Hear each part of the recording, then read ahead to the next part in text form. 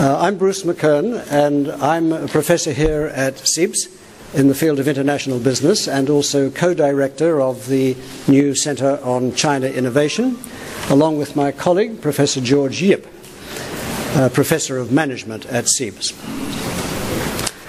It's my very pleasant duty to welcome you here today, and we believe that this is an important day for CEIBS and also for the sponsors that are helping to make this centre possible. China is at a very interesting stage in its development. It's at a stage where it's moving from being able to take people from the country and bring them to the cities and employ them more productively, and that's of course going to continue. But as wages rise and as the cost of imported materials is rising, despite the strengthening of the currency, China is going to have to be able to find ways to make people more productive. And the key to productivity growth, of course, is innovation. And so our centre is being set up in order to help the companies that support us and many other companies that we'll be working with to understand the process of innovation and improve the way in which they do it. And George Yip is going to talk to you in a few minutes about what the centre is planning to do. I would like simply to give you an idea of the plan for the day. So the plan for the day is the ceremony, which will be followed by remarks from our Vice President, Professor Zhang Weizhong. We will then have a discussion from the sponsors, a few remarks from the sponsors, who will be speaking about their reasons for supporting the centre. And then we have a signing ceremony which will just take a few minutes with two of our sponsors who would like to make the formality of the signing for their support here today. Around 11 o'clock we're going to go upstairs to a room which is above here and then in that direction. There'll be people to show you the way, where we're going to have a roundtable discussion with panelists drawn from our sponsor companies and all of you who are interested in discussing these two interesting topics. That'll be followed by luncheon, and then we'll have a meeting with our sponsors following that. So that's the plan for the day. And I would like simply to thank some people, but before I do that I want to just say a little bit about the objectives of the centre, and George will speak in more depth about that. And it's wonderful to have him here to assist in this very difficult process. We haven't, you see, there's an innovation opportunity here to get these two computers to talk to each other. So our focus is how Chinese companies innovate. We want to understand how Chinese companies are doing this, how they're moving from imitation, which we're discussing this morning with the press, to radical and grassroots innovation as a platform for global competition, and how the developed world multinationals, our sponsors, can learn from these companies and improve their own processes. I'd like now to turn over to my colleague George Yip, who is going to speak to you about the centre and its objectives. I think Bruce already talked a bit about the objectives of the centre, so I'm going to go into more detail. One of the purposes of the round table is to get started on this topic. We've done some preliminary research, and we're going to get some views later on at 11 o'clock. Then another purpose of today is to get a network of the interested parties, people who want to engage with us in this research. And last of all, in a closed meeting after lunch, we're going to have an initial research planning meeting with our sponsors to identify the initial research projects that we're going to conduct. So we've been doing some research already in the last couple of months. So first of all, if you look at what might be the most innovative companies in China, one of the interesting things is that we found that of the 100 largest Chinese companies, only 37 were identified in this Fortune China list of the most innovative companies. So this means that 2/3 of the companies in China, of the largest companies in China, are not considered to be very innovative. So that's interesting in itself. This, by the way, is also true in the West. So, it's often the smaller companies that are the most innovative, although, of course, there are exceptions, such as Apple. Who's going to be the Apple of China? So some key questions about innovation in China. What are that we're going to look at? What are the special aspects of China that enable innovation? What types of innovation flourish best in China? how can multinational companies innovate faster in China? And very important, how can multinationals best work with Chinese companies to innovate? That will be quite an important focus of our research. And lastly, how can multinationals spread innovation out of China? They don't want to just leave it inside China. So what are China's advantages for innovation? So our initial hypotheses about this, the size of the customer base, which means that you can get scale for a lot of activities. There are still a lot of empty market spaces, which allows companies to experiment, take risks, and innovate, unlike in the West, where a lot of the market spaces are already occupied. And then very important, of course, talented and low-cost researchers, engineers, and scientists in quantity. So, for example, in China, you might be able to put 100 scientists to work on a project, whereas in the West you could only afford to put 10 of them in, or engineers to redesign the products. That's a huge source of innovation. Market demand for simple, cheaper products, which in turn, in a kind of reverse innovation, can be taken back to the developed world. There are also fast-moving, large-scale government projects. The government suddenly declared that all street lighting should be LED, and suddenly there's a huge demand for one particular type of innovation.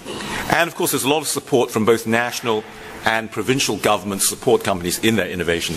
And last of all, not to forget the huge entrepreneurial spirit in China, finding new ways of doing things. Philips was our first sponsor, so just to show some of the topics that they raised, and we will discuss that more this afternoon and as we go along. Their questions were, what are the developments in high competitive innovation capabilities of China in the next 5 to 10 years? What are the new innovation models for going global in collaboration with Chinese companies? How do you deal with the organizational challenges of reverse innovation? You come up with an innovation in China or India. How do you actually, organizationally, dealing with the internal politics, not invented here, how do you take it out to the rest of the world? Fourthly, how do you align the global innovation decisions and the local innovation activities? Because multinational companies now work with global networks, where China is an important part of the global network. And lastly, perhaps, how do you build high-performance, multidisciplinary innovation teams, and I guess I should add, multicultural innovation teams, and how do you do that to an advantage rather than a disadvantage? So, our preliminary research on what already exists, so there's no original research, we've just done a summary that we've given to the sponsoring company. So if we start with the very famous innovators' dilemma, Clay Christensen out of Harvard Business School, that often the innovators are not the incumbent companies because they are locked to their existing customer base. So that's a well-known one. We then looked at some typologies of innovation, such as it's not just technical innovation, it might be cost innovation, and obviously that's a big source for China. Application innovation and business models. Just so you understand application innovation, one of the first examples of application innovation was the invention of the sandwich, which took bread and meat and created a completely new product by a British lord who was too busy gambling to get up and have dinner. Reverse innovation, the famous General Electric example of creating an electrocardiogram monitoring machine in India for very low cost and then taking it back to the United States and developed markets. And then one piece of work we've come across talks about dragons at your door, how Chinese companies are now out-competing Western companies and Japanese companies, again by moving from low-cost labor to using low-cost engineers to develop products that the West cannot afford to do, like dominating now the TV market in Africa because they created a switch that can show it both indoors and outdoors as well. But there are some questions as to whether China is a good innovation center. There are people who question that, and we've looked at some of that. And we've looked at some of the statistics about China's national performance in innovation. So clearly the role of government is very important.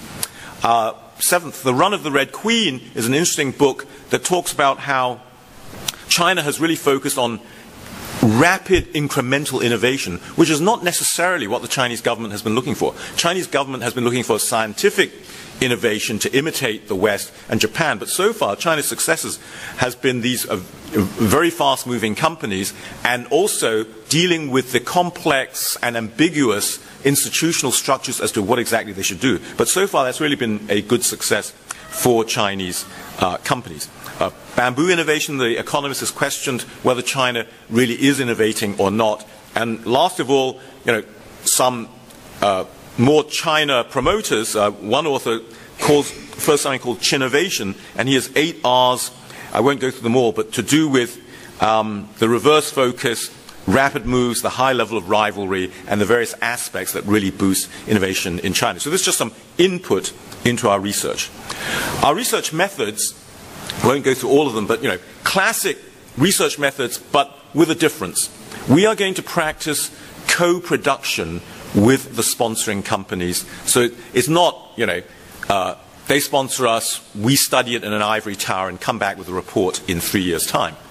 We are going to engage with the sponsoring companies. We hope that all of them will assign some of their high potential researchers to work with us on a part-time, rotating basis to work on the projects.